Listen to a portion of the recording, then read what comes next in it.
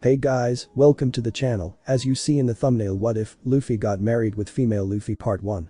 Before I start, please do support for more awesome content and subscribe my channel and like this video.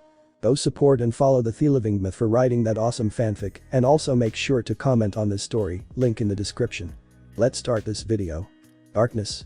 An eternal gloom of shadows representing the figures of fallen foes and allies surrounding him on all sides. Despite these motionless and idle figures, a desolate disturbance of dread was all that remained empty and alone. How long has it been since he was forced to isolate and confine himself within the grasping shackles of purgatory? Days perhaps, maybe even weeks, hell it could even be years. Time works different here. For a mere second within this realm unknowingly compared to a decade of seclusion. An endless silence desecrated him. Its soundless nature, deafening to the joys and wonders of the real world. The free world. This normality the open sea had offered became foreign now. As he could barely muster a faint resemblance to the life he once had. So really, how long? Monkey D. Luffy did not know. He could not know. Such efforts to rediscover his passion died long ago. Left to rot in a repetitive cycle of torment. Tides of negative emotions rained down on him, crushing his spirits beyond anything he's ever endured. Despite the many disturbances that depleted his sense of confidence and determination, only one stood out more than the others. Regret. Regret is what tortured him, and it's regret that continued to shatter his progression. This world is cruel, unforgiving, and defiant to dreams the moment you've been birthed. His personality defied its very nature from the very beginning. Yet still, like all others, he played right into its manipulative arms of death. The price for him was everything. The experience, the ambition, the journey, the friendship, the love. Everything was gone. His fingers twitched, and his ears suddenly perked onto the faint sound of a flowing current as the distant chirping of seagulls soared through the sky. He did not see it, but he could feel its presence. The sea was near, and it was once more calling for his return. Though no matter how hard he tried, he couldn't move. This place didn't want to let him go, it refused to. This summoning for his presence presented no effect for mobility, as he could do nothing but lay dormant to this realm's unwavering grasp. The sound of the sea began to grow faint. With no effort to make an escape, he remained idle, but destiny has a funny way of fixing things. Luffy. He could hear them. Their voices surrounding him through thick and thin. Such words echoed endlessly within this empty vessel of hell. His ears twitched at the repeated cries, noticing an odd sense of desperation behind them. Though the words were incomprehensible, he knew who they belonged to. Yo-hoo. S. Closing his tired and heavy eyes, he tried to block out these jumbled cries. Yet repeatedly, they persisted to nudge him ahead. Almost as if it were telling him that he had to let go. But, why? He didn't want to let go. This hollow he found himself in held no affiliation to his ambition, but he feared to leave its quiet embrace behind. This was perhaps the last place he had mental control over. The place where he could continue remembering the faces of all his friends. Fearing that unknown ahead would force him to eventually forget. The journeys they had, the struggles that came with it, the bonds forged through separate lives united for a soul-driven purpose. Luffy did not want leave, but that wasn't his decision to make. Instantly, his vision grew white. Sound was the first sense he was able to pick up. The sounds of laughter along with the joyful rhythm of music danced in his ears. Another moment passed, and finally his eyes managed to slowly flicker open. A beautiful shade of crimson greeted his vision. His cheeks nuzzled against its color. Realizing he woke up with his face planted against the carpet in the midst of a ballroom, Luffy slowly rose to his feet. His straw hat dangled freely behind his back. The floor slowly rocked back and forth, signifying that he was actually on a ship. Where exactly? Who knows? Instead, he was more surprised by the fact that no one seemed to recognize him. Monkey D. Luffy, a man rising through the ranks of the great pirate era. First to be proclaimed the fifth emperor of the sea. A bounty rivaling and surpassing his fellow emperors after defeating each one in combat. Hell, he surprised no one's recognized him by his biggest accomplishment of them all. Pacing around the room, Luffy couldn't help but softly smile at this. It's been so long since his presence wasn't singled out by an entire group of civilians when treading on equal grounds as them. His gaze fell to his clothing. Surprisingly, he still wore the same clothing he had been using just before coming here. His long-sleeved red shirt with blue shorts and a yellow sash across his abdomen. It's weird how ripped and torn like he remembered them to be. Shifting his gaze, his pupils fell upon a mountainous stack of food. To his complete disbelief, he found himself lacking in appetite. He wasn't hungry. His search for answers had drowned his appetite before it grew on him. The woman with recognizable orange hair caught his attention, and for a brief moment he could have sworn it was Nami. He almost choked at the sight. If it weren't for her short hair, Luffy would have been absolutely positive it was her. Pushing past his grief, he still struggled to be rid of the nagging resemblance in the back of his thoughts. He had to check. He just had to be sure. Just as he was about to reach the woman, a man barged into the room, cutting off all commotion as eyes shifted in curiosity at the loud noise. The newcomer's face was full of distraught. "The pirates?" Wheezing softly between his lips, the man struggled to catch his breath. "Sir, are you okay? What's wrong?" Sucking in his breath, he was finally able to shout loud enough for all to hear. "Pirates. They're coming." An explosion rang in their ears. The ship began to rumble as an onslaught of cannon fire shot through the wooden structure of the ship. The impact caused most of the guests to tumble and fall, trying to maintain balance. Running to the window, Luffy gazed to the sea where pirates of another ship began boarding the one he occupied. Their intent was obviously clear. Furthermore, shock and confusion had risen once his eyes landed on a forgotten flag he once encountered when sailing out to sea in search of One Piece. The flag of Iron Mace Alvida. Alvida. Why is she in the New World of all places? As panic reigned across the ship, Luffy chose to hide himself in the shadows that lingered in the corners of each room. Choosing to observe everything play out, he witnessed the last of Alvida's men chase the guests out of the ballroom. Stepping out of his hiding spot, he began creeping around the hall searching for an escape. Traversing lightly, the approaching sound of footsteps thumped in his ears.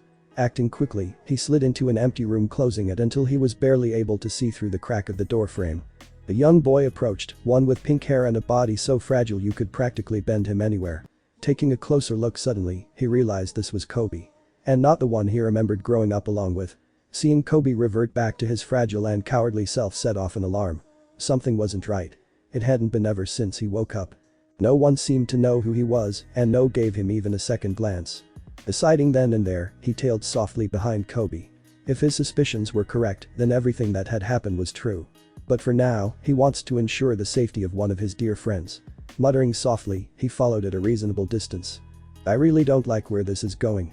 Taking the time to examine Kobe, he noticed the barrel he currently rolled in front of him held a distinguishable resemblance. Though it looked like a normal barrel, he knew better that whatever was inside it was no ordinary cargo. That is, if there even is something or someone in there in the first place. Odd, I don't recall starting my journey beginning like this. But if I'm here, then who's inside? The noticeable presence of 3 approaching pirates had cut him out of his thoughts. Though they weren't technically heading towards him, he decided to hold back a bit to allow additional space to eavesdrop. Peeking in the corner of his eye, he watched this encounter closely. "Kobe, there you are." The pirate expressed fake concern. "We were looking all over for you. Why are you sneaking around all of a sudden, and what's with the barrel?" His eyes grew more menacing. "You weren't thinking on taking this all for yourself, were you?" Kobe gulped. He could feel his feet shake beneath him. "No, this isn't what you think. I'd never try to hide anything from you guys." Their eyes remained stern as they glared upon the small boy. The silence further irked Kobe to back away due to his own discouraged self-confidence. Suddenly, the man smiled and immediately burst out laughing. Good. It would be bad for you if you were." Anyways, grabbing the barrel, he snatched its wooden figure from him. "All of the searching got me thirsty." His 2 comrades chuckled in agreement. Wait, but won't Alvida get mad if she figured out we took a barrel without her permission? Don't worry. Cracking his knuckles, the sound was enough to intimidate the boy. "She won't know if you don't open your mouth, are we clear?" Nodding in fear, Kobe backed away as he allowed the pirates to do as they pleased. "Alright, I'ma bust this thing open. Stand back." Raising his fist, he prepared to smash the barrel open with brute force.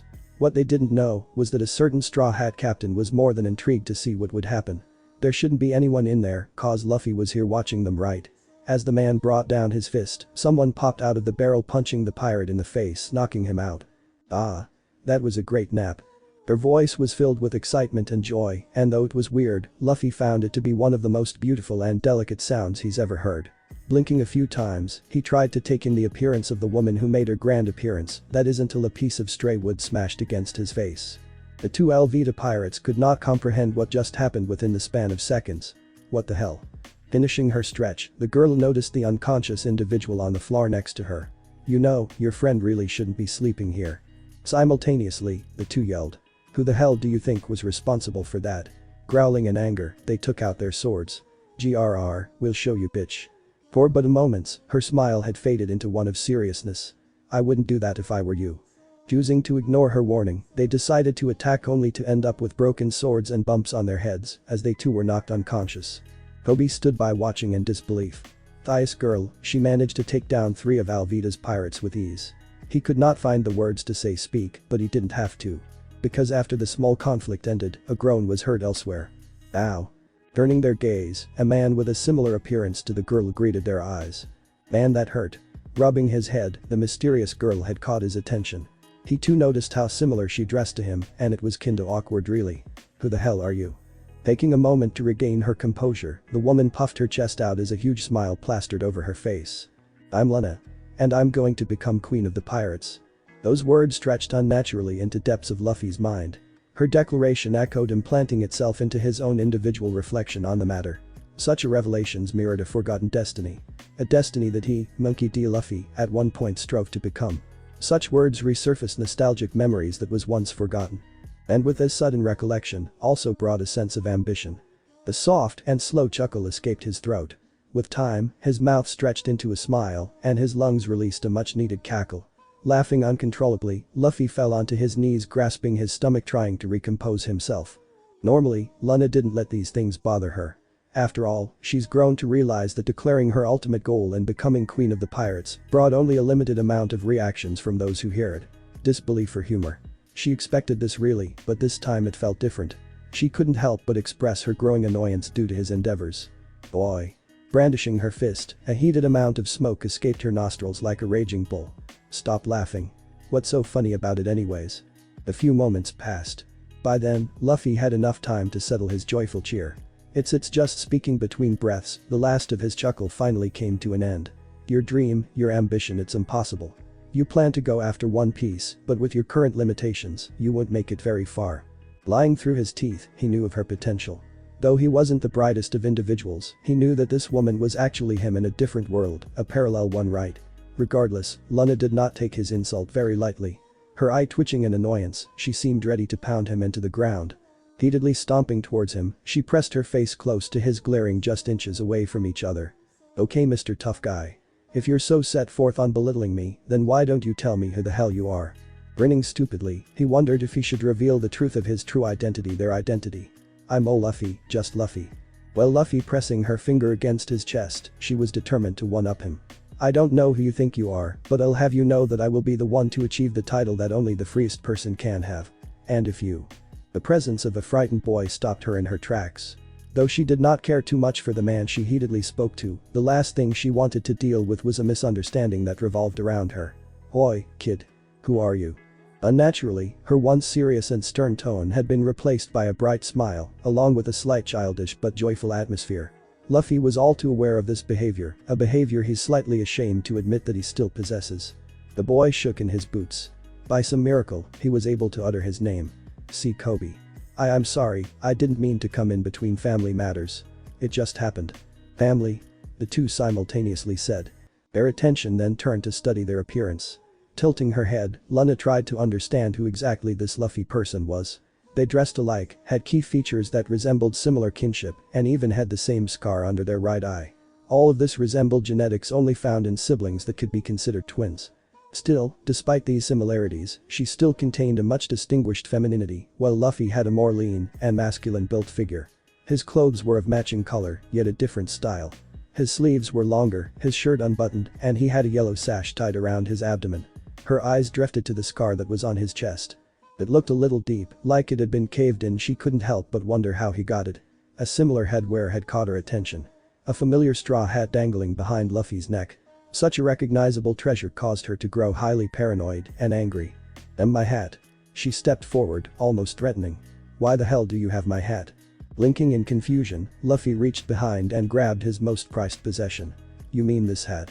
Showing it to her briefly, he set it atop his head where it normally is. Such actions ticked her off. Take it off. That hat is more precious to me than you'll ever realize.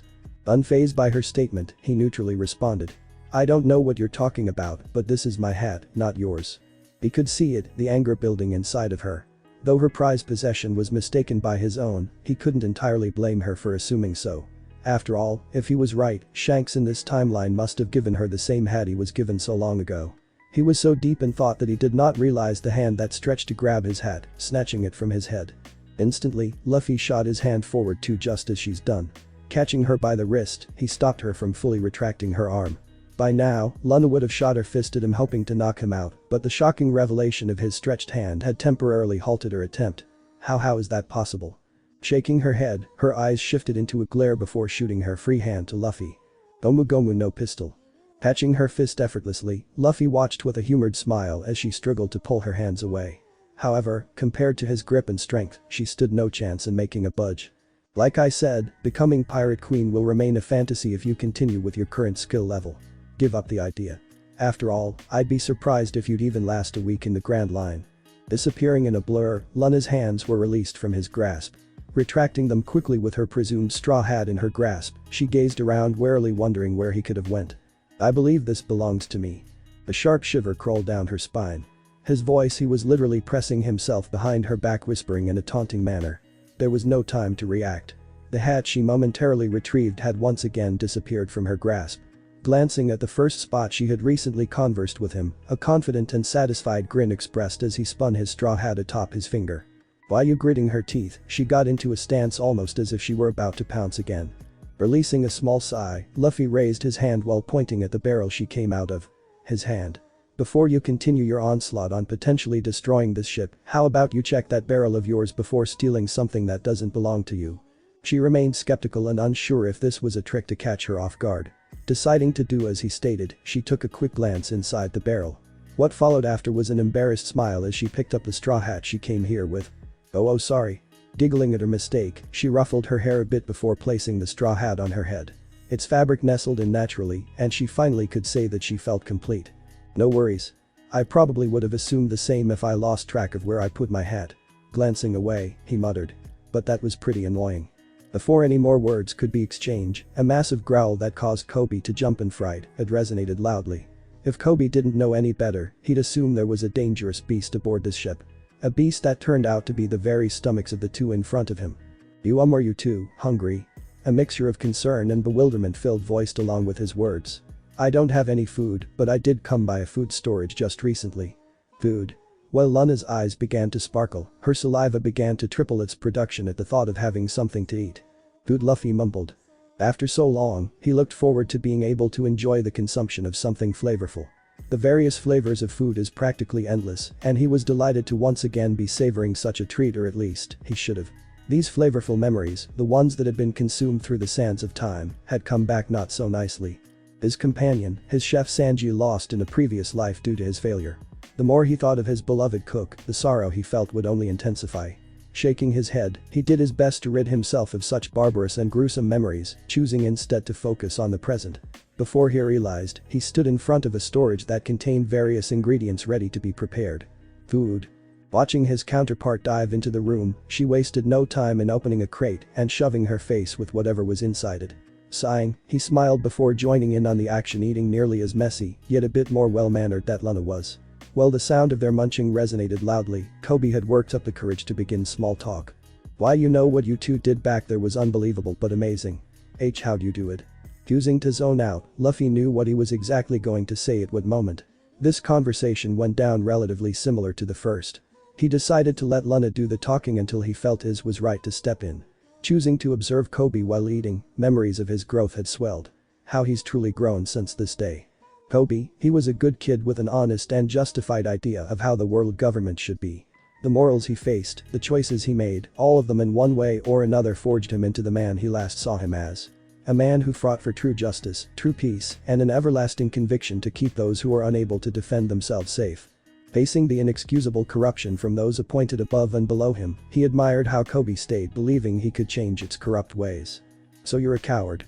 Wow, I really don't like people like you. Watching tears form in Kobe's eyes, he knew this would have likely been a thing. Luna telling him the truth was expected. He could only hope that this Kobe would find the same determination to prove himself like the one in his world did. The Pirate Queen. Kobe nearly fell on his butt hearing Luna's declaration. Wait, does that mean you're a pirate? Scratching her head, she could only smile. Yeah, I guess it does. Why your crew? I don't have any, I'm recruiting right now. Wanna join? That Luffy was not expecting. Choking on his food, he thought he was gonna die. What? Taken back by her sudden invitation, he seemed flattered yet insulted at the same time. Me? A pirate? Yeah. You're right, never mind. What does that supposed to mean? Glaring a little, he sighed and shook his head. Thank you, but I'd rather not. Butting into their conversation, Luffy brought up a previous topic. Pirate Queen. Heh, you're still going on about that. Glaring at Luffy, Luna growled. Yeah. What's your problem about it anyways? My problem? Raising an eyebrow, he turned away mumbling in a quiet manner. You wouldn't understand even if I showed you. Huh? I said, you wouldn't understand even if I showed you. Pointing his thumb at himself, he declared angrily. I will become Pirate King, and there's nothing you'll be able to do to stop that. An eerie silence swarmed the room. Kobe once more felt his chest tightened, expressing such disbelief. Crushing the apple that was in her hand, Luna slowly stood before facing Luffy. Pirate King. Her hat shadowed her eyes. Don't give me that shit. Getting into his face once more, she stared angrily into his eyes. If such a thing is true, then you and I, we're enemies. Being a few inches taller than her, Luffy glared down as if attempting to overlap her will with his own. Releasing a bit of conqueror's hockey, his very presence demanded all subjugation. What's a pipsqueak like you gonna do? This isn't a game, you know. All it takes is one wrong move, one miscalculation, one moment of overconfidence could come at an irreversible price. The lives of those you call friends. With all of the dangers that lurk in the Grand Line, the New World, the world government. What makes you think you'll get past all of them? Don't you see, your ambition is impossible. Lowering her head, she refused to give him another glance. She seemed convinced, and beaten seemed impossible. You might be right. I'm certain that there are enemies ahead that I'm unable to hold a candle against. Friendships that'll eventually be tested. Voyages that'll likely be my last, but picking her head up, her conviction showed. Don't you dare talk to me as if you know what's possible from impossible. If I die fighting for what I strive to be, that's fine by me. So what gives you the right to decide my fate? Breathing heavily, she could not muster another word to say. This was how she felt. How she truly felt. If she allowed herself to be convinced to throw her dream away so early into her journey, she'd be damned if she let that happen. Silence remained a common virtue between the two. Trying to keep his composure, Luffy couldn't help but smile. This girl, she truly had the dedication. Thinking to himself, her response somewhat reminded him of how he responded to Whitebeard's insult when the Emperor had belittled him. So, this must have been how the old man felt. Luffy thought. Kobe squeaked out a word. Suddenly, the tension between the two lifted and their attention reverted to the young boy. Do you think I can do it? Do what, Kobe? Luffy asked. Become a Marine. A Marine, how the hell should I know? You see, I've always wanted to become a Marine for as long as I could remember. To be able to go out and capture bad people like Alvida has always been my dream. My sought ambition. Actually, screw this. I will do it. Yeah, I will escape from Alvida and I will come back as a Marine and capture H. Seeing slightly into the future, Luffy realized that Alvida was about to break through the roof and squash them like a bug. Reacting quickly, he stretched his hand to grab both Kobe and Luna before reeling them close just in time to avoid being flattened. Dust picked up clearing in a matter of seconds while an overly large woman made her appearance. I can't help but believe I was being insulted just now. Tell me, Kobe, who was it you were going to capture? A shiver fell down Kobe's spine. He knew that voice all too well. As the dust finally settled, Alvida took the time to observe those who accompanied Kobe.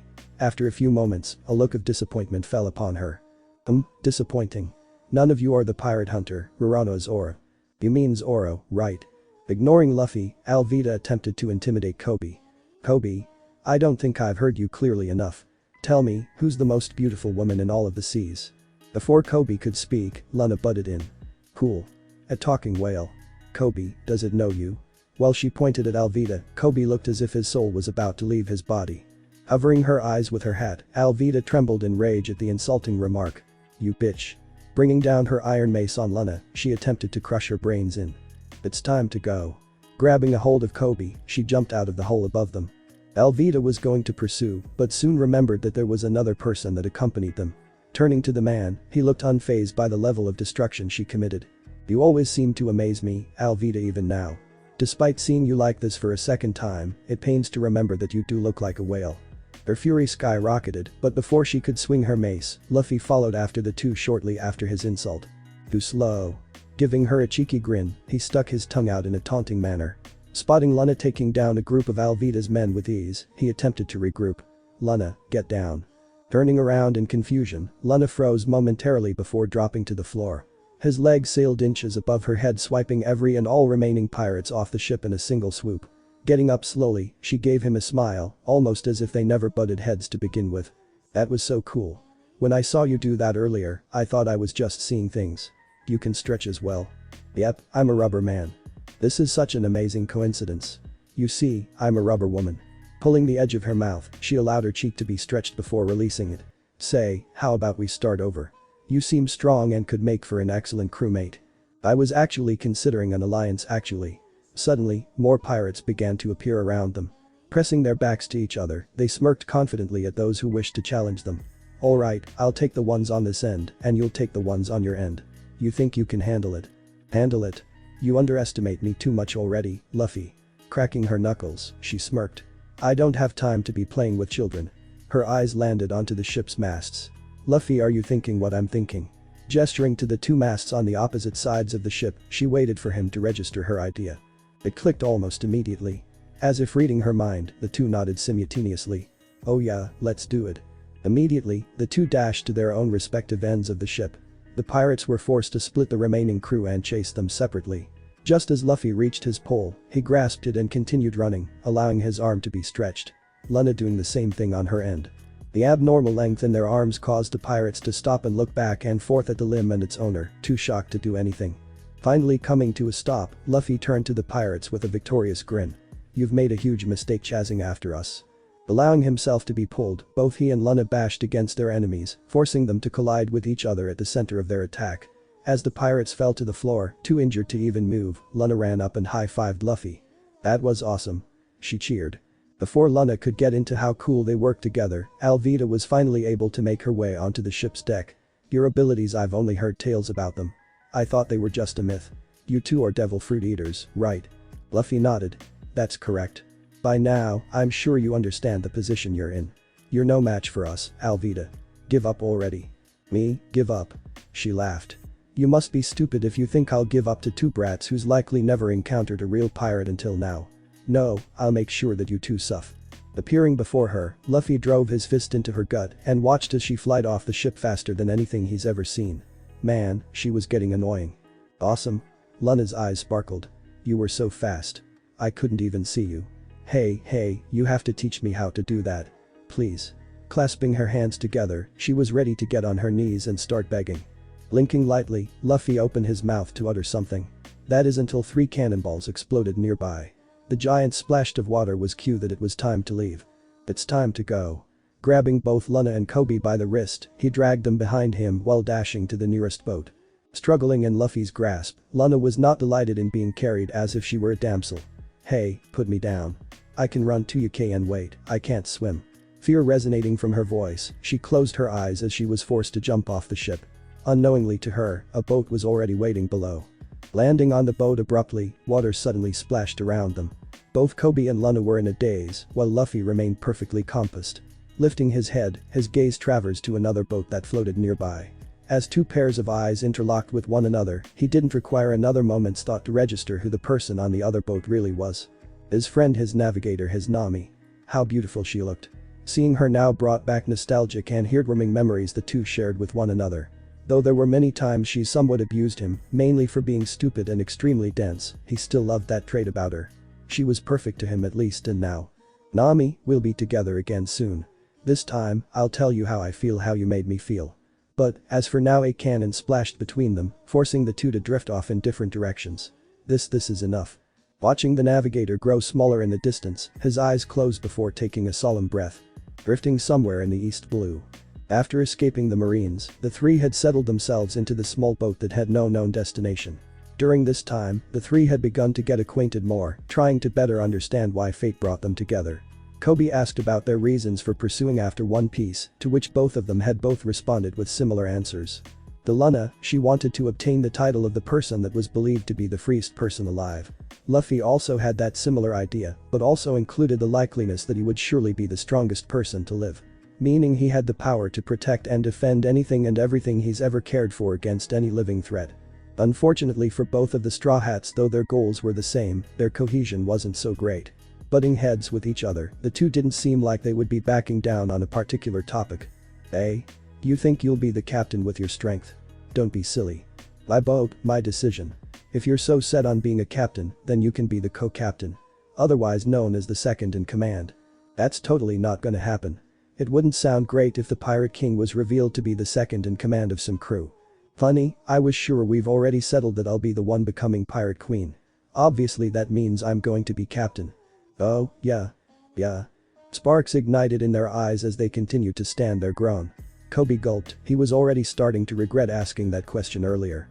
If things start to get rough, he's afraid the two would break the boat into two. Lana pulled away, suddenly remembering something Alvida had said earlier. Wasn't there some famous bounty hunter that giant hag spoke of? Nodding in agreement, Luffy answered. Yes, I believe his name is Rorana Zoro. Kobe lifted his finger in attempt to interrupt. I think you mean Zora, Luffy-san, and he's actually a she. A she? Though he played it off as honest mistake, inside he was shocked beyond understanding. This is starting to get weird. Too weird for his taste. First, he's encountered a woman by the name of Luna, who's he's more than certain she's actually him in another world. Thankfully, Kobe and Nami turned out to be normal, just as he remembers them to be. But now Zoro is a woman. Coming to a conclusion, he settled on the fact that this is most certainly a renewed journey. A journey with a few minor alterations compared to his world that is. A journey that at any point in time, he had the knowledge and power to change the course of history itself. Such fabrications made him wonder how many other things have changed. Is Sanji, Usopp, Chopper, Robin, Frankie, and Brook the same? Are they different? So many possibilities, but so little information. He had to learn more, and soon. So what kind of woman is she? She's a notorious pirate hunter in the East Blue. Legends has it that she's never lost a battle. Though I recently just heard that she was captured by Marines. Losing almost all interest in the woman, Luna hummed uncaringly. So she's weak then? No, she's far from that. She's a terrifying beast that has a hunger for blood. Rumors has it that wait, why are you asking me this? Tuckling at Kobe's slow thinking, Luna turned to Luffy and gave him an assuring nod. Luffy, I think we just found our second crewmate. Wait, you can't do that. The last known information released was her being held captive in a marine base. It'll be impossible to break inside. If you try, Yulon. Bonk. Ow. Kobe rubbed his head. Looking at Luna, he expressed a small sense of betrayal. Would you hit me? It's because you're getting annoying. Dusting her hands off, she crossed her arms before gazing at the horizon. Alright, Kobe. Where is she? Blinking momentarily, he proceeded to answer. She's at Shell's Town. I believe the island is located that way. Pointing at a particular direction, all three of them smiled as they finally had a destination. It's time. Let's set sail to Shell's Town. Changing the direction of the small sail, the boat shifted directions to the island that was light ahead. Though this was just the beginning, Luffy knew that this time around would be different. Armed with knowledge and power of a different but similar world, he set off into the sea, intending to build a name for himself and those who decide to join him. After hours of endless sailing, the three voyagers were finally able to dock onto the shores of Shell Town. Making their way into the city, they could only wonder how they'll be able to find this notorious pirate hunter and convince her to join them. Well, best to start somewhere than nowhere, right? Ah. What a lovely town. Joyfully walking down the street, Luna observed the stands that were put on display. Most of them exhibiting different and various amounts of food. Her stomach began to growl, signifying that it was time to eat despite the fact that she had quite literally stuffed her belly a few hours prior. So hungry. She complained. Turning to Luffy, she gave a pleading look. Boy, Luffy. Can you buy me something? I don't have any money. I wish I could, but unfortunately I don't have any either. Slumping down, Luna pressed on dejectedly. Where is this Rorana Zoro being held at anyways? As if on cue, the townsfolk immediately backed away from them. All of them expressing fear at the mention of the pirate hunter's name. Picking her head up, Luna gazed around confusingly. What did I say? They must be frightened at the mention of Zoro. But why? It's just a name. Injecting himself in the conversation, Luffy gave his own factual opinion. Perhaps speaking her name is sort of a taboo here. Luna, being the curious girl she is, decided to put his theory to the test. As soon as activity began to pick up again, she spoke those taboo words. Rorana Zoro. Just as before, those nearby immediately backed away in fear at the mention of the name.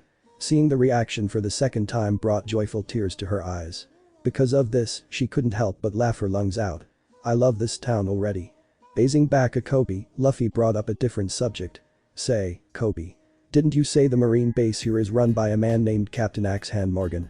Surprisingly, with a similar reaction to Zora's name, the townsfolk fled at the mention of the captain's name. Such a response brought great confusion to Kobe.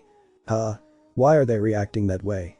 I can understand being scared of the pirate hunter, but a marine captain. Luna hummed, scratching her head in deep thought. I'm guessing this Captain Morgan is a pretty bad guy. No, that's impossible. He's a marine. A captain even. He should be a good person. Sighing, Luffy began to speak of his personal opinion about those commissioner enlisted under the world government. Listen, Kobe. I understand your fondness of wanting to become a marine. You believe they uphold these standards that everyone should abide by, but there's something you're not quite seeing yet. Stopping, Luffy glanced at the young boy. Nothing is ever as it seems. Those who you believe to be protectors could very easily become your executioners. Leaving it at that, Luffy continued on. Luna seemed to pay no mind to what Luffy had just said, and Kobe couldn't help but think a little differently because of it. Moments later, finally arriving at the base established in this island, Kobe released a cheerful glee. "We're here." Exclaiming in delight, he calmed his excitement by closing his eyes and taking a deep breath. "Well, I guess this is where we part, Luffy-san, Luna-san." Turning around, not a single one of them stood. Odd how they disappeared so quickly. He was sure they've accompanied him all the way here. After another moment, the sound of Luna Uing gained his attention. Turning to the sound, his eyes settled on both straw hats dangling over the gate, watching what was currently unfolding on the opposite end of the wall. An invisible knife struck his chest, and he couldn't help but shriek in fear before making a dash towards them. "Oh oi. Get down. You're going to caught." Ignoring Kobe's pleas, Luffy hummed a smile plastered over his face as he gazed upon their next crew member. Zoro, no Zora. She dressed relatively similar to her counterpart, the only real difference Luffy could actually distinguish is her smaller size with a more feminine fitting to suit her. Other than that, she was the same Zoro he knew and loved. In appearance at least. So that's the infamous pirate hunter, Zora. Raising his eyebrow, Kobe seemed disheveled. Zora. He then proceeded to climb the gate the same way Luffy and Luna had. That doesn't sound right. Someone of her status should be locked up deeper in the fort, or oh my god, that's her. Kobe screamed. Luna laughed at Kobe's reaction, and Luffy couldn't help but release a small chuckle as well. This brat had been humorous at times, and despite their secretly friendly and somewhat of a rivalry relationship, he hoped that bond between them would remain intact far into their future. Zora raised her head lightly to gaze at the annoying sound that unnerved her. "Oi, you three. I don't think you've noticed how loud you are, so here's your warning to buzz off. You're annoying me." Before any of them could utter a word in response, a ladder had set itself next to them. Within seconds, a girl climbed to the top, a small sack in her arms, as she hushed the three of them with her finger. She then proceeded to jump down on the other side of the fence, running towards the pirate hunter who saved her. Kobe was about to call for her, but Luffy clasped his hand over his mouth before he could utter a word. "If you scream, they'll hear." That was all he said before uncovering his mouth. Down below, Zora watched as the girl quickly approached her. "What do you want, kid?" Unwrapping her small handkerchief, she presented 2 rice balls she made. "It's already been a few days, and I just thought you must be really hungry. It's the first time I tried to make something, and I wanted you to be the first to try it." Expressing gratitude for the girl's thoughtfulness, it immediately changed to a scowl as she tried to shoo her away. "Kid, you're absolutely crazy. If you get caught out here, you're surely going to be punished for trespassing. Hurry up and leave before the guards show up." "Well, look at what we have here." Helmeppo made his grand appearance. Striding arrogantly towards Zora, he gave the girl an annoyingly smug look. "You know, I could have you executed for aiding a prisoner." Glaring at the boy, Zora growled. "Helmeppo." Ignoring her glare, his eyes turned to the 2 rice balls she attempted to feed the pirate hunter. "A snack. Don't mind if I do." Snatching one of the rice balls, he immediately bit into it, much to the little girl's displeasure. "Hey. Those are mine." Cut off by the sound of Helmeppo regurgitating the food, the man threw the rice ball at the floor. "What the heck did you put in this? It's sweet, it's supposed to be salty." Looking ashamed at her creation, her lips quivered. I just thought they'd maybe taste better if they were sweet." "Ha. You're an idiot for thinking that. Next time, get it right." Looking at one of his guards, he pointed at a specific one. "You." "Yes, sir." "Throw that kid over the wall." But sir, she's just a little girl." "And why should I care? Stop prolonging this and throw her already. Or do I have to notify my father about your disobedience?" "And no, sir." Regretfully doing as he was ordered, he grabbed the frightened girl who couldn't move, whispering softly into her ears, "Before executing his orders, huddle into a ball when you go over, it'll make the fall hurt less." Without another word, he threw her over. Stretching her arms, Luna grabbed onto the girl before pulling her safely into her chest. It took a second for the girl to comprehend what had happened, but after it settled she smiled gratefully at her savior. "Thank you." Luna gave her a toothy smile. "No problem." Kobe took this time to examine the girl for any injuries she may have sustained throughout her encounter. "Are you okay? Did they hurt you?" Speaking in utter disbelief, he couldn't help but feel saddened by what he saw. Just why did this happen? Luffy Luna turning to face the two, all that greeted him was an empty street as the girl was the only other person who stood nearby. Where'd they go? Keeping her gaze fixated on the floor, Zora couldn't help but think of the remaining time she had left locked up in this shithole. 10 more days. 10 more days until I fulfill my promise. She muttered. As she continued to think of life after the end of her confinement, the shadows of two figures blocking out the sun had caught her attention. Raising her head, she locked eyes with two individuals who she could tell took great interest in her. Luna crossed her arms happily. Cha, so you must be the dangerous and ferocious pirate hunter the East Blue has been mentioning. You too? Raising an eyebrow, Zora wondered why they stuck around. Didn't I tell you guys to buzz off? Smiling softly, Luffy nodded. Yeah, you did. But we don't care. Why are you even here? This should be nothing to break out of, considering your reputation. What's it to you anyway? Nothing really, I'm just curious to see if you have what it takes. Zora gave dumbfounded look. Have what it takes for? You already know. I don't have to say it. Then why bring it up? Yelling annoyed with this man's stupid riddles, she sighed. What do you want anyways? Stepping forward, Luna was the one to invite her to the crew. Join us. Huh? Join our pirate crew. You can be our swordsman. Blinking in bewilderment, Zora laughed at her delusional request. Are they serious? Her? Of all people. Me? A pirate hunter, becoming a pirate. Of course. Why shouldn't you? Does the title, Pirate Hunter, ring any bells? I don't see what's the problem with that. It shouldn't matter. Her humored smile left, replaced by a baffled look. It should. The sound of a stomach growling came in between them. Both Luffy and Luna gazed at Zora's stomach, knowing where the sound originated. Zora looked away embarrassingly. Her eyes took a small glimpse at the dirtied and destroyed rice balls that laid crushed beneath her feet.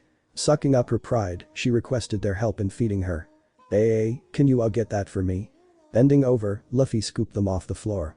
He looked at the discarded food, a bit disgusted with its appearance. Are you really going to eat this? It's more of a dirt ball now. Blushing at the mention, she pressed on. Just shut up and give it to me. Smiling at her persistence, he tossed what he grabbed into her open mouth, watching as she munched the mixture of dirt and rice before swallowing. Hearing a light gag, Luffy turned over to Luna who expressed slight disgust. Tell that girl it was delicious. The two nodded and without another word left the pirate hunter to resume fulfilling the end of her bargain. Unaware that she would soon be deceived by the very person she swore to overcome. A squeal resonated within a small restaurant. Inside it, the smiling girl they saved earlier, now known as Rika, had been delighted to hear of the news. Really? She really liked it. Luna gave her a toothy smile. Yup, she said it was delicious.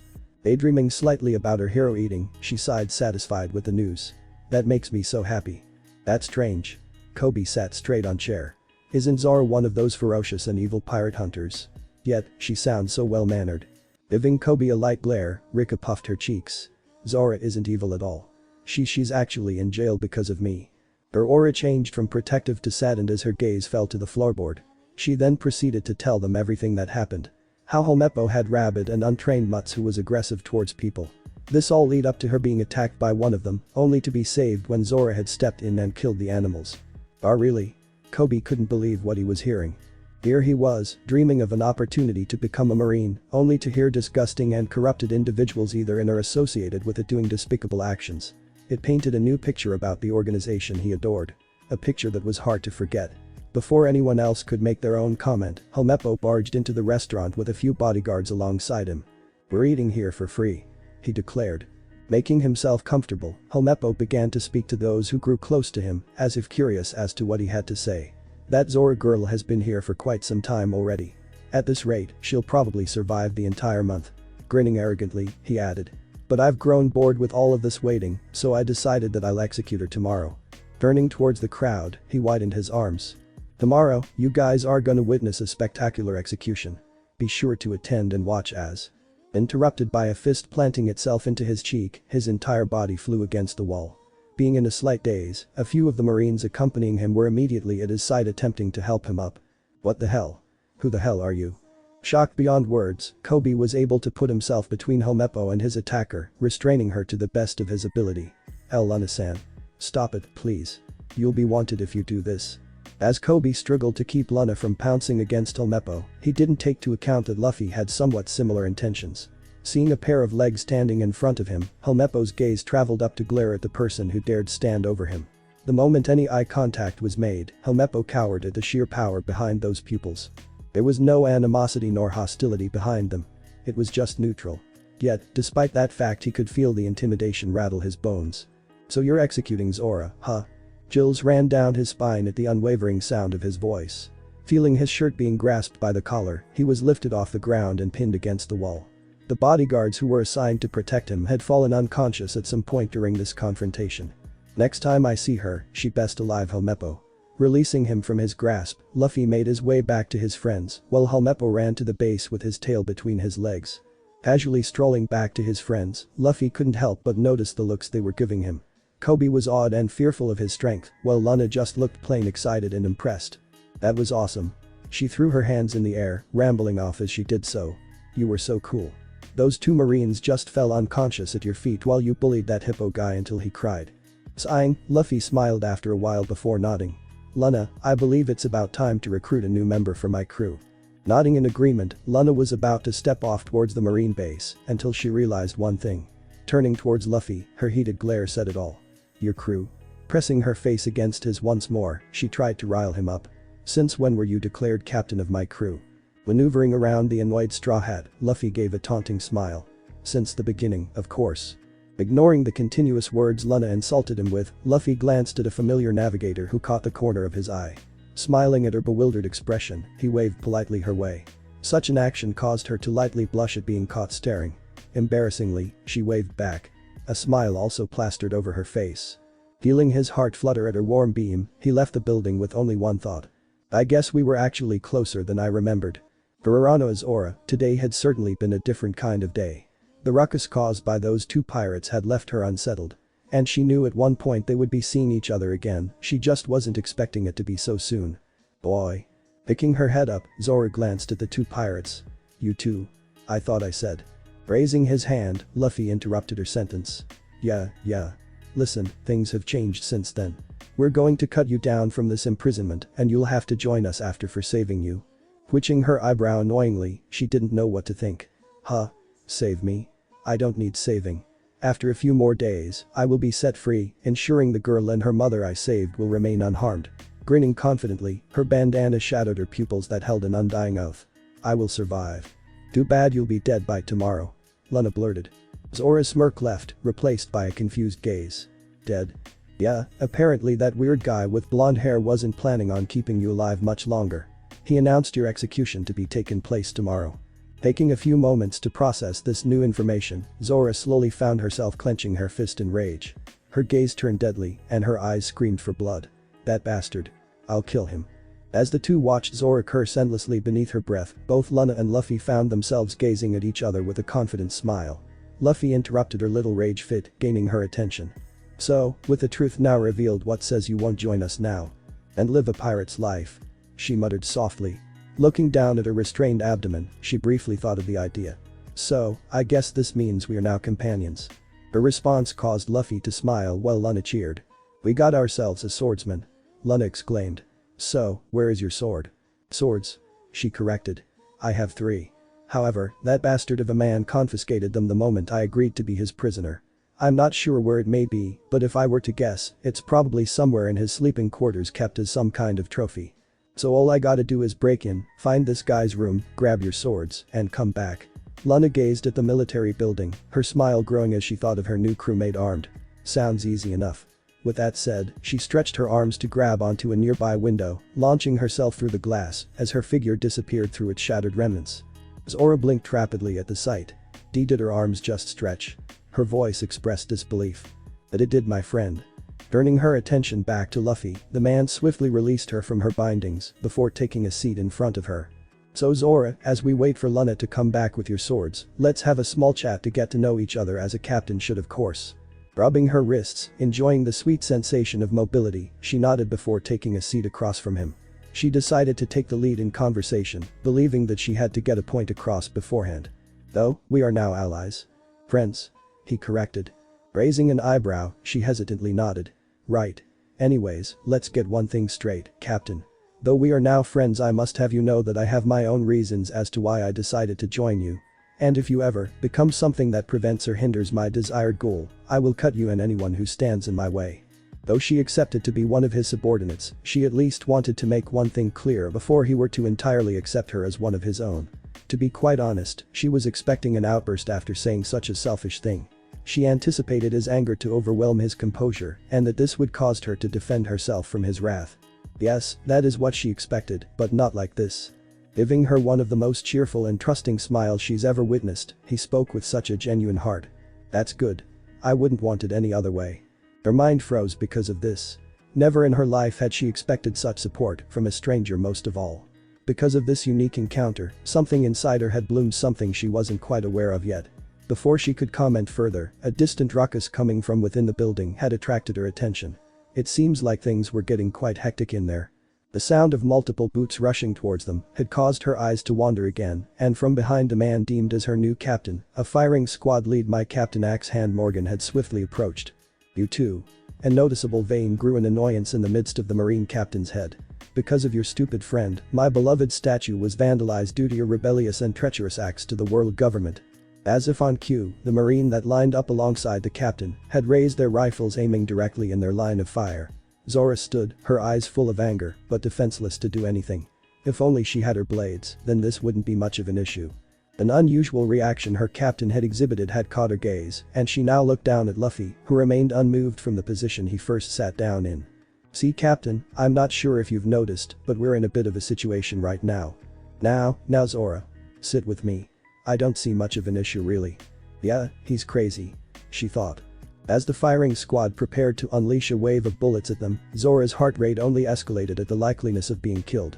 Suddenly, a wave of gunfire had finally let loose, and Zora found herself worrying more for her captain's safety than her own. Throwing herself over Luffy, she didn't notice the arrival of another ally shielding them with her body. The anticipating pain of bullets piercing her skin never came. Because of this, she looked up. Disbelief had escalated as the bullets that attempted to kill her had in fact been reflected back by none other than Luna. What the hell are you? Her scream along with her face was comical. Luna glanced back, smiling as she did so. I'm a rubber woman. Rubber woman? Seeing her swords tossed her direction, Zora caught them with ease before reattaching them to her hip. Ensuring that they were securely fastened, she looked at Luffy, who dusted himself off. Why didn't you move? She asked. Simple really, there was no need to. And he was right too. Luna had arrived on time, just as predicted. Everything had unfolded just as it had a previous lifetime ago. The thought of such knowledge was a huge advantage, but it was also a scary thought to the person who was aware of it. On one side of the battlefield, the founders of the Straw Hat Pirates stood. On the other side, a tyrannical Marine captain who had a personal vendetta for revenge. The only thing different was the absence of a certain pink-haired kid who was the one to attempt to free Zora and his timer, Zoro. Speaking of about the little brat, where is Kobe anyways? Mujiwaras. Oh, here we go again. Standing a good distance behind Captain Morgan and the firing squad, Helmeppo stood shaking in his boots as he pointed a pistol directly on Kobe's head. Stop what you're doing right now and surrender. Or else I'll pull the trigger. The atmosphere was deadly silent as they all waited for the pirate's response. A booming laugh had rained upon them, courtesy of Luffy. Look at the way his legs are shaking. He pointed. He's like one of those little chihuahuas. Such a comparison caused everyone to correlate the two similarities. Thinking for a moment, a slow chuckle had began to build from both pirates and Marines alike until it grew to an outright laughing outburst. Even Captain Morgan chuckled a bit at the thought. Boy, stop laughing. Helmeppo's face grew pink in embarrassment. I swear I'll shoot him. Though Kobe was frightened at having a pistol pointing directly at him, he too couldn't help but at least smile at Luffy's statement. A moment like this where pirates and Marines can share a laugh usually comes once in a lifetime. Tears built in Luffy's eyes as he escalated it even further. He can't do it. Jay, just look at him, he's gonna cry at the thought. At this point some Marines had dropped their rifles as they fell to the floor, clutching their stomachs or banging the floor with their fist. Though this went on for another minute, it ultimately came to an end as Kobe had managed to kick Helmeppo in the jewels, knocking him down and out in the process. Captain Axehand Morgan had been brought down by Luna, and the Marines who were under his charge had celebrated due to the fact that this was the end of his corrupted reign. Zora had fallen over after the battle, too hungry to even move. Such a pitiful sight caused Luffy to smile. Say, let's go get something to eat, shall we? I am stuffed. Zora patted her stomach, a satisfied belch had escaped her gut. The sound of munching caused her to glance at both Luna and Luffy, who continuously downed their endless void of a stomach with food. You know, with nothing to eat for nearly a month, I'm shocked that you two can eat so much more than me. Stopping for a moment to look at Zora, she spoke with her mouth still full. Of course I can. It's delicious. Sighing, Zora apologetically looked at the owner, Rika's mother also known as Ririka. I apologize for how much food these pigs are taking from you. Ririka giggled. It's quite alright really. You guys saved this town from Captain Morgan, who would likely exploit our fear for his own personal gain. Feeding you is the least I can do, right Rika? Glancing at her daughter, the little girl stopped her chat with Kobe to nod approvingly at the trio. Yup. You guys were so strong. I'm glad that you all came along when you did. Giving a confident smile, Luffy laughed. Well, what else can I say? In order to reach Raftel, we have to be strong. Otherwise our dreams will just be dreams. Satisfied with her captain's response, Zora leaned back in her chair. By the way, when am I going to meet the rest of the crew? Tilting her head, Lana gulped the food that was stuffed against her cheek. You just did. Huh? Yeah, me and Luffy. Wait, so it's just pointing at them too and then herself, she waited for their response. Yup. Pinching the bridge of her nose, a headache began to grow. She already did not like where this was headed. And our ship? Right there. Glancing outside the window to where Lana pointed at, her eyes landed on a small boat that would certainly topple over if the weather suddenly took a turn for the worst. Slumping down in her chair even further, she suddenly began to regret joining them. You gotta be kidding me. Oblivious to her crewmate's dejected aura, Lana's only beamed further with excitement. Don't worry. I plan to get a really big ship later on. It'll be fun. We'll sing songs, laugh, eat, and go on amazing adventures. That's if we survive long enough to get a good ship. Zora muttered. Luffy chuckled at her sour behavior. Suddenly, the friendly atmosphere shattered as the presence of Marines begun to flood the restaurant. Heh, guess it's about that time.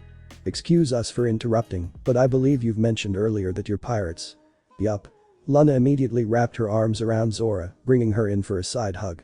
And we also got ourselves a new crewmate. I am aware.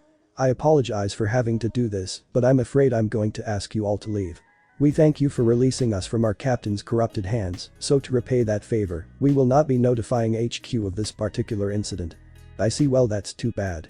Standing up, Luffy grabbed what was deemed his belongings for the trip ahead. I guess it's time for us to leave then. Feeling a tug on his shorts, he looked down to see Rika, a small tear building in her eyes. But will I ever see you guys again? Giving her an ecstatic smile, his aura began to brighten hers. Next time you see us, we'll be famous. But that said, the three were about to exit the building. They would have gotten far if not for the interruption of the Marines. Wait. This one is one of you, right? Gesturing to Kobe, the kid looked almost ashamed to be referred to as a pirate. Despite seeing an entirely different side to these so-called warriors of justice, Kobe still held an ambition to actually become one of them. If one were to analyze the information gathered about the Marines during this particular incident, you likely come to two separate conclusions about this boy. First, you would think that his continued desire to be a Marine would be idiotic after witnessing its raw corruption. It should be obvious by now that these tales of justice isn't always truthfully preached. However, on the other hand, one could also come to admire and appreciate the dedication and commitment he had to become a Marine. A real Marine. To adhere to its traditions and ignite the flames that many refused to accept had been lost long ago. If anyone could help escalate the revival of such an organization, Kobe would surely play a key role in that. The FFT, that kid. Luffy chuckled. Lem tell you something interesting about this idiot. Before coming here, there was this ship that was being raided. I was cornered by their captain, and just when I thought I was gonna die, this kid miraculously pops out of nowhere and gets the jump on her. Honestly, he never even knew I was a pirate until earlier today. I don't know what else to say, but he is a good kid with a good heart and a good sense of morals. He would a fine addition to your ranks if you allow him to. To that, I bid you farewell. But that said, he left without waiting for a response. Lana and Zora right on his toe. Lana seemed skeptical with how Luffy handled it.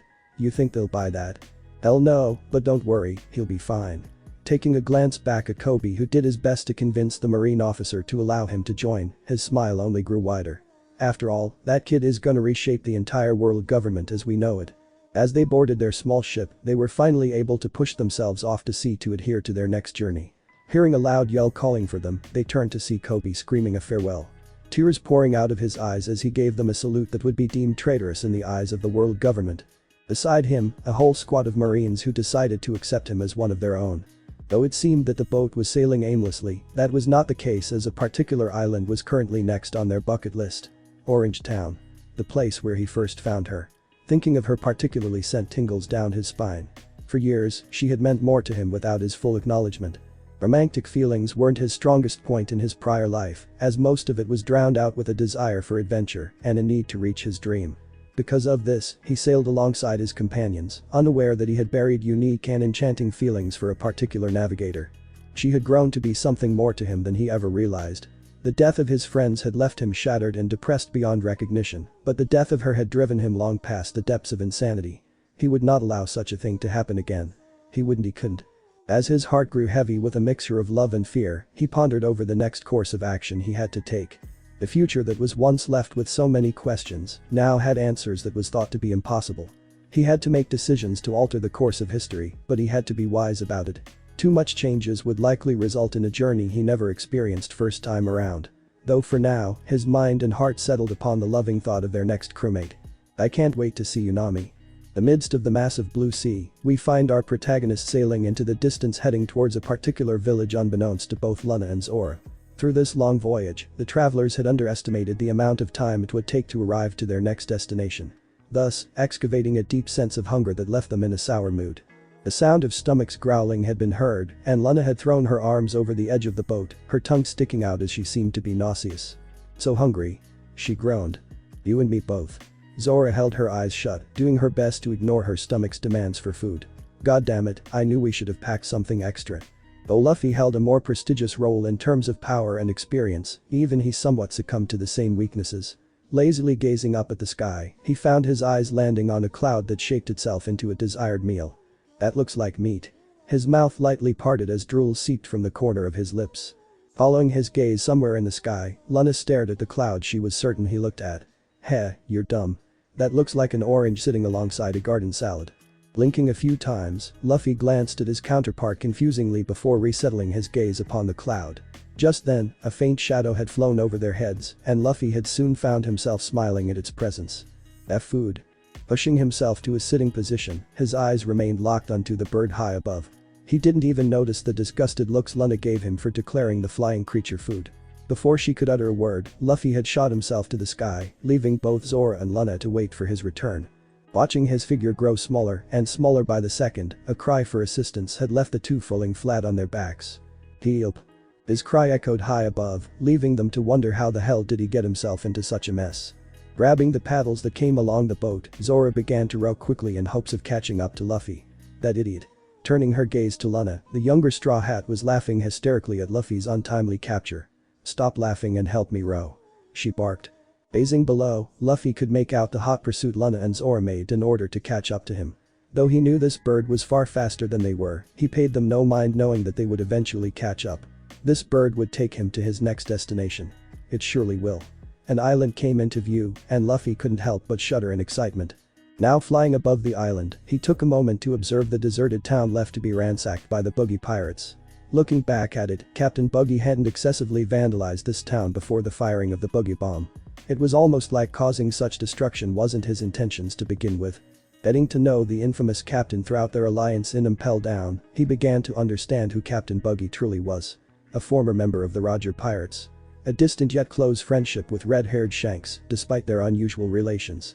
And a captain who cared for the safety of people who served under him regardless of how powerful their opponents may be. Confronting a powerful foe had brought a tendency for him to be cowardice and fearful in such danger. But when it came down to it, he would put his life on the line to protect his underlings regardless of the outcome. Captain Buggy is truly a good man, but with a lost ambition. Perhaps he could manage to sweet-talk his way into having him join them. If not, then an alliance would surely work. Though it would be a challenge to convince the former warlord of the sea. A challenge that he was certainly looking forward to. Suddenly, a cannon had smashed against the overly sized bird, forcing it to release its grasp on Luffy while have him fall headfirst into the pavement below. What the hell was that? The dust had settled, and those who noticed the unnatural impact had stopped to see what just happened. A pair of legs came into view, and soon they were able to see that a man had his entire head stuck into the ground. Is he dead?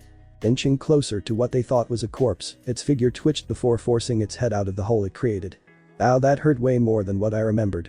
Rubbing his head, Luffy stood and dusted himself off. Looking ahead, he noticed a trio of men from Buggy's crew standing with their swords pointed his direction. Opening his mouth, he was about to utter a word until he felt a pair of breasts press against his arm. "Boss." Looking down, he noticed Nami smiling cutely at him. Seeing her smile had caused his heart to flutter lightly. You've come to rescue me. I'll be heading to the ship now. Please take care of these nuisances and I'll meet you there soon." With that, Nami took off the other way, diving directly into the closest alley out of sight from the danger that was pursued her. "Oh boy. She's getting away. Don't worry, we have her boss. If we bring back that thief's boss, Captain Buggy would love to deal with him personally." Leaping towards Luffy, the three raised their swords hoping to cut him down. A second later, they lay unconscious on the floor with foam leaking out their mouths. Not a single scratch was on him. Adjusting his hat to sit above his head, he hummed lightly. "Wow, you're a really strong guy." Looking up at the voice, Luffy made eye contact with Nami, who gazed down in awe. She hadn't been able to see him fight, but he certainly took care of these pirates instantly. One thing is certain. He's strong, that's for sure. Perhaps he could be of use to her. A smile had enveloped her lips as she rested her chin on her palm observing his figure. Luffy, giving her his own signature toothy smile, chuckled at the welcoming face. "I sure am. I have to be in order to achieve my dream. Say, Orange Lady, what's your name?" Raising an eyebrow at the nickname, she chose to disregard it. "The name's Nami. As you can see, I'm a thief that specifically robs pirates. Say, I have a proposal. You're a pretty strong guy, so how about we team up and steal money from other pirates while you protect me from their sharp and scary swords?" She chuckled at that last bit. "If you do, I'll give you a 10% cut from all of our profits." "That's not worth such effort." He comically screamed in disbelief. "But, sorry. I'm not interested in such a lifestyle." A growl escaped his stomach and Luffy found himself shying away a little embarrassed. Got any food?" Smirking at this revelation, Nami began to plot on how she could convince this guy to triple her profits. "Certainly. Follow me, I know a spot." Minutes later, Luffy could be seen gorging his face down with food. Nami could only stare in shock at how quickly he wolfed everything around him. It was disgusting really yet interesting to witness. "So, do you live here?" Speaking with a mouthful, Luffy continued to shove food down. "No, I don't live in this town. The locals here are afraid of Buggy's influence. Because of his tyranny, they ran away." "So, you're basically robbing these people?" "The FFT, no. I only steal from pirates." Smiling, Luffy gulped down whatever was in his mouth before setting everything aside. "Is that so? Well, I'm afraid this alliance you wish for isn't gonna work out." "What? Why?" Standing abruptly, she looked keen for an answer. "Simple." Pointing his thumb at himself, he smiled. "I'm a pirate." Immediately, he could see her eyes grow dark at the mention before sitting down. "The pirate, huh?" Resting her hand against her cheek, she muttered. "It's such a shame, you seem like a really nice guy." "I am though." Scoffing, she rolled her eyes. "Oh, please. Don't even bother trying to explain yourself. Pirates are all the same. They come, steal, and inhabit small islands who are unable to defend themselves, while the islanders are forced to work for these invaders just to save their skins. Sounds like you've been through a lot." Clenching her fist, she gave him a deadly glare. "You don't know what I've been through." After another 10 seconds, she sighed. "It doesn't matter what you say though, I will come up with 100 million beelies, regardless of how long it takes me." Whistling, he sat back acting oblivious as to why she needed such an amount. "That seems like a lot of money. Especially for one lifetime. Why do you need so much anyways?" Her hostility had faded, followed by a secretive smile. "That's a secret really. But with a map of the Grand Line now in my possession, coming up with the remaining amount I need will be a piece of cake." "The map of the Grand Line? Wait, so you're a navigator?" "That's right. The best you'll ever find in all of the seas." "That's great. You should join us then. As our own navigator." "No." Her frown returned. "That means I'll become a pirate." "Yeah, but what's the problem with that? It'll be fun. We'll sail the ocean, sing songs, laugh, eat, and see so many new places one could only dream of." "You're forgetting all of the murdering, destruction, and childhoods you'll be destroying in the process. That doesn't represent us. That's everything a pirate represents." Unbeknownst to her, she once more stood in a heated manner, her face inching ever so closer to him in annoyance. Noticing this, she calmed her emotions and sat back down. "Alright, look, I won't join your crew on this pirate adventure, but for now I can consider an alliance until I get what I need." Smiling, he was grateful to at least hear that she was willing to temporarily join them, despite knowing that she would be a permanent member in the near future. "Alright, you got yourself a deal." Extending his hand, he waited for her to take it. Their hands clasped, and Nami gave him a firm shake to show she wasn't kidding. "Also, I'll be taking 75% of our earnings. I'm giving you a little extra only because I know you'll be needing some money for your filthy crew later." He laughed, much to her confusion. "Yeah, not a problem. Thank you for being so kind to us." Raising an eyebrow, Nami lightly nodded. She could not understand this man, nor his sense of priorities. He was weird and different. Yet, still a pirate nonetheless. Their alliance will be short. Because the moment she finds her pockets filled with the exact amount needed, she would be sure to rob them of everything they have before ditching them. All for the sake of saving her people. Say, Nami. Luffy crossed his arms. You say the Captain Buggy is terrorizing this little town, right? Taking a moment to think, she nodded without uttering a word. Walking over to an empty window, he gazed out into the vacant streets. How about we rob this guy of every last valuable thing he possesses? He did not have to glance at her for an answer. Instead, he could clearly picture her response. Money symbols replacing her pupils at the thought of such a haul. He knew Nami all too well. The map of the Grand Line was her primary objective, but now, she was tempted to go back and collect some side earnings along the process. For a pirate, I do love the way you think. But how are we even gonna pull this off? Buggy is surely to be on high alert. Sneaking back in to grab his treasure is next to impossible. Chuckling lightly, Luffy adjusted his hat to shadow his right eye. You leave that part to me. Nami held a lot at stake when it came to robbing pirates. At first, being a rookie in such a dangerous hobby, she feared much for her life. As time progressed and she grew more and more experienced at thievery, that fear had slowly begun to fade, replaced by the growing fear of not being able to save her home from the clutches of Arlong. If she was unable to buy off her home within the coming year, then the terror of nothing being left to save had dawned tremendously on her. She couldn't let such a barbarous thing continue, believing that she was the key that would be able to free everyone from the shackles of a bloody fate. Now, as she stood in front of Captain Buggy, holding this man she hadn't even gotten the name of as prisoner and a means to offer a false sense of allegiance. She now wondered if she had what it takes to go through with this. I'll be your prisoner. From there you'll take me to Captain Buggy, shifting all of the blame onto me to allow you a chance to infiltrate their lines and steal whatever you deem valuable. Reflecting on a statement he said earlier, she was baffled beyond comprehension. To go so far just by putting his own life in extreme danger, just to allow her to make off with a few extra in profit. She'd never thought such a man existed. Just who is this guy? What are his intentions? He was either really brave or plain stupid. Captain Buggy could be seen giving his crew a motivating speech, telling them to welcome aboard their new crewmate, Nami. She shifted closer to the cage Luffy was tied to, leaning down slightly in order to secretly speak among themselves. Are you sure about this? Giving her a faint smile, he chuckled. It's too late to think about it now. I'm behind bars and you're now a member of the Boogie Pirates. Yeah, but taking a minute to think unusually, she found her hands clenching into a fist. But why do you seem so angry? I'm a pirate. Whether I live or die shouldn't mean much to you. Breaking out of her jumbled thoughts, she turned her attention back to him almost pitifully. She could not find an answer to his question, so he continued. This life is cruel. If you are unable to face the harsh reality we live in, then are you certain you'll be able to reach to amount of money you're trying to achieve?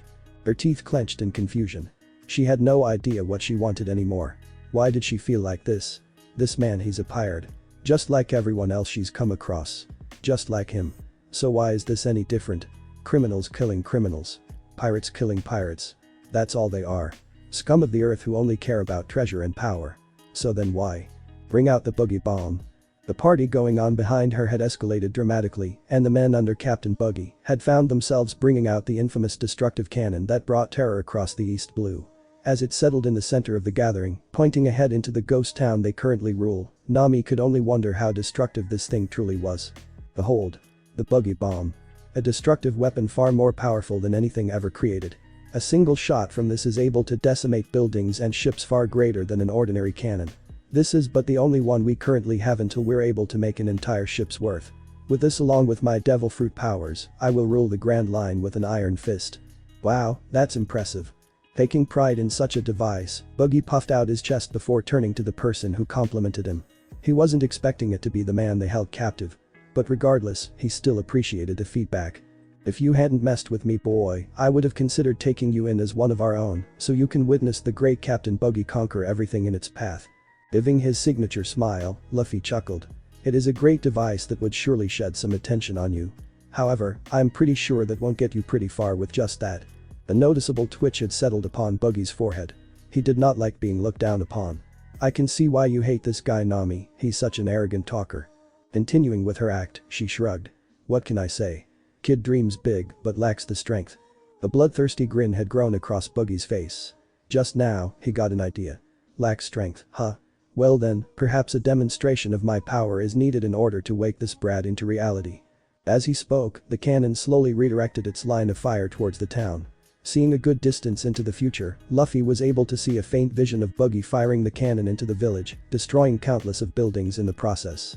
Such destruction was unnecessary, especially for the people of this town. Shooting an empty town? Luffy laughed. So scary. Causing havoc upon a vacant community would surely make me pee my pants. Come on, big nose.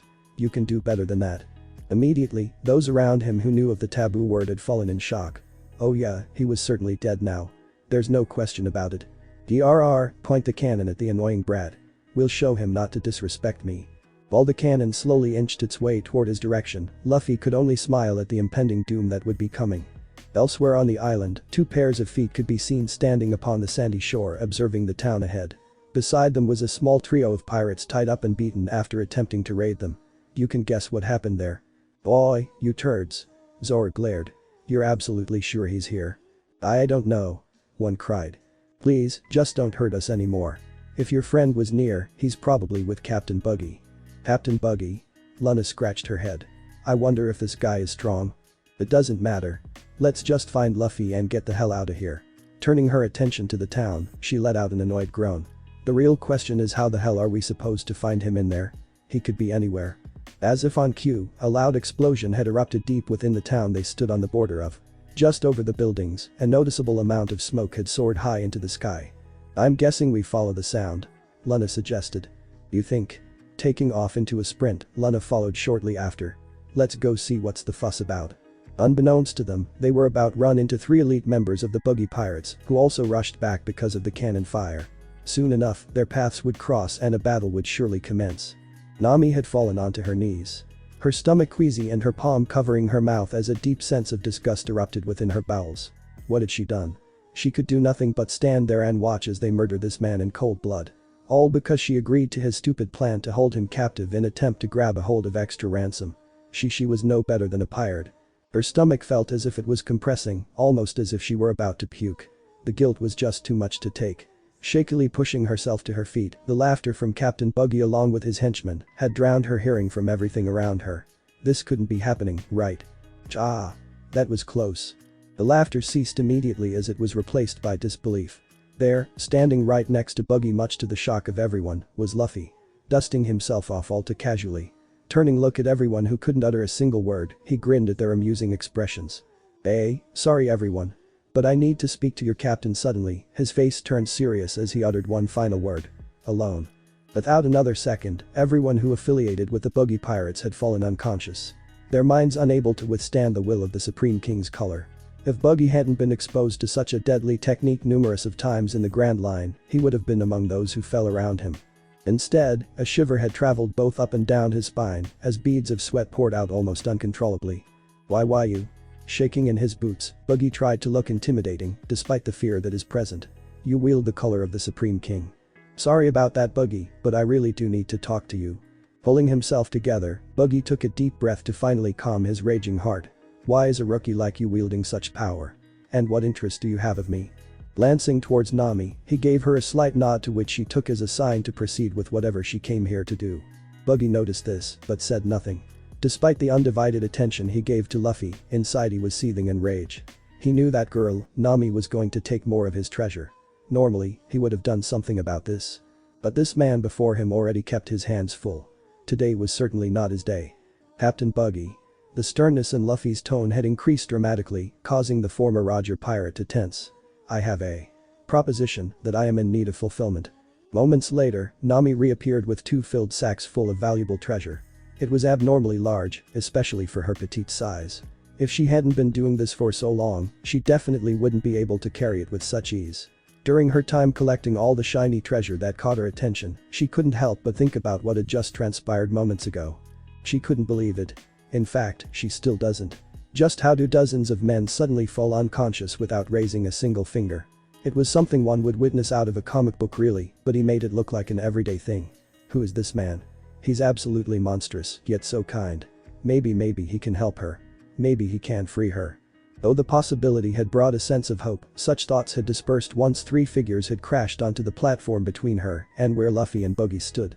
Obviously, Nami had no idea who these people were. Buggy on the other hand had tensed in disbelief and concern at the sight. Emoji. Kabaji. The two of his strongest subordinates who were out patrolling could be seen battered and bruised around their body, but not unconscious. Shakily, Kabaji stood to his feet. Moji also struggled as well, but was only able to push himself to his knees.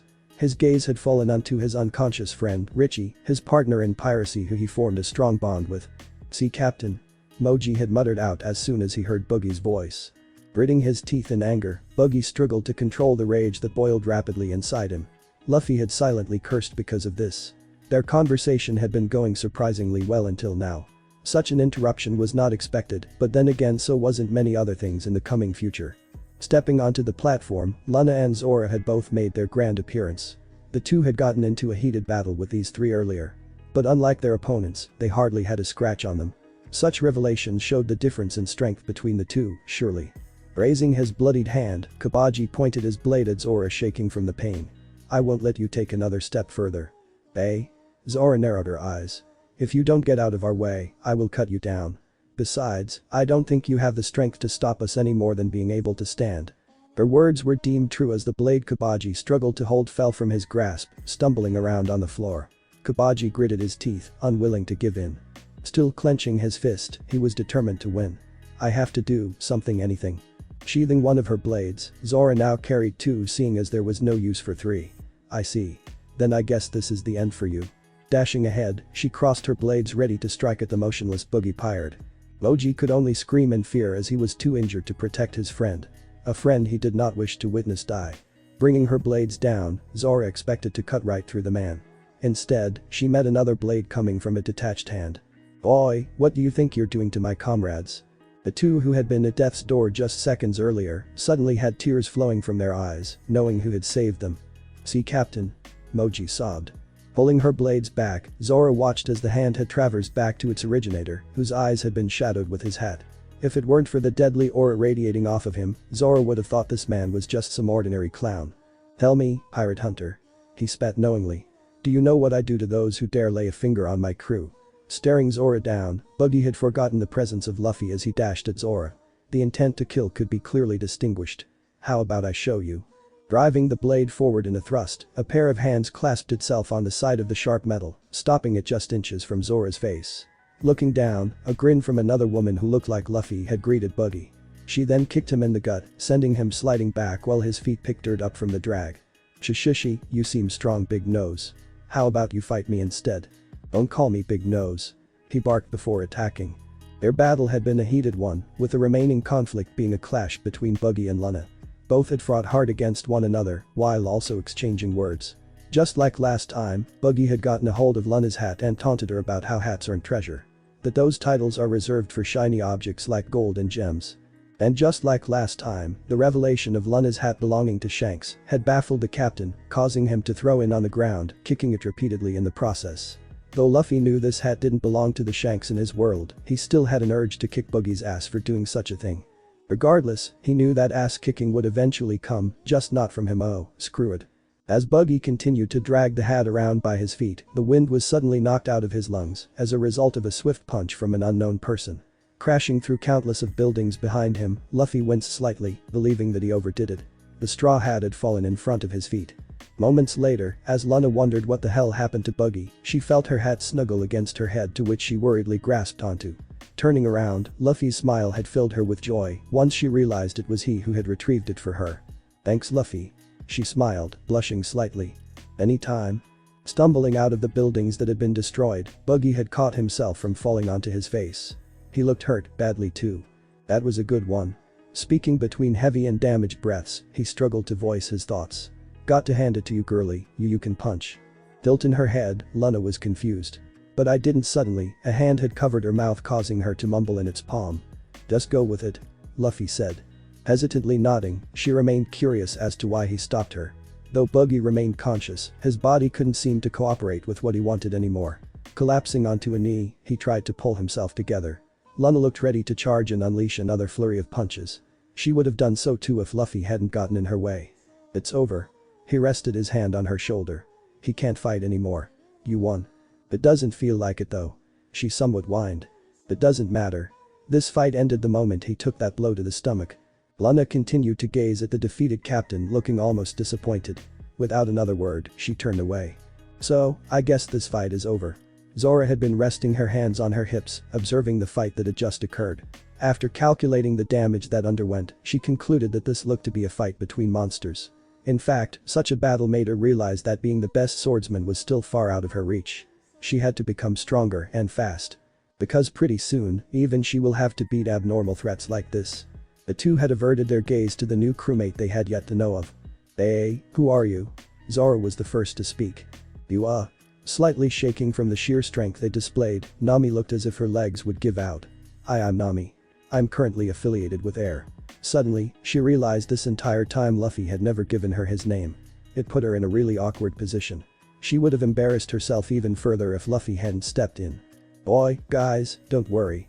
She's a navigator and has agreed to show us around," he yelled a distance away.